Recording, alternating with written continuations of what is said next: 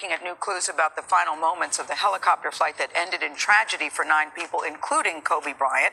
Newly surfaced video taken not long before the crash appears to show the aircraft in mid-flight before it ran into very serious trouble. Our transportation correspondent, that's Chris Van Cleve, is in Calabasas, California. Chris, it's so hard to look at this video. What are investigators learning?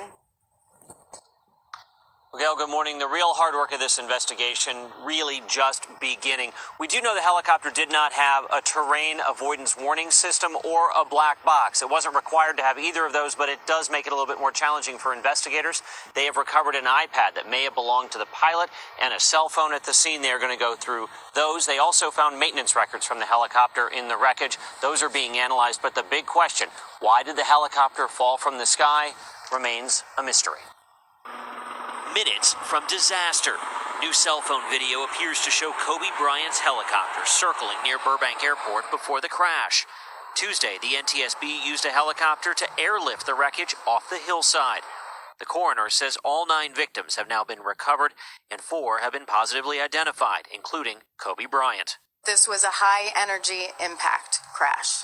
About 35 minutes after takeoff, with the weather deteriorating, pilot Ara Zabayan asked controllers to track him on radar, but he was flying too low.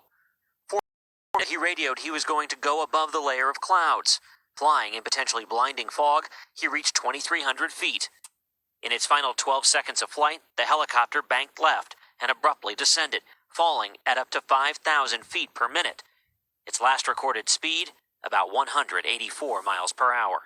Do you have a sense if the helicopter came down all in one piece, or is there evidence that it perhaps broke up as it was coming down? Preliminary information is that the helicopter was in one piece when it impacted the terrain. And they were only a few minutes flight away from their destination, the Camarillo Airport, here at the crash scene. One thing that came up at the press conference that's getting a lot of buzz was this idea that they were 25, 30 feet from clearing a ridge. The area where the crash happened is a series of ridges and ravines, and the rate at which they were coming down, that helicopter was going to crash, whether it cleared that ridge or not. Anthony? All right, Chris, thanks. Like a Hellcat.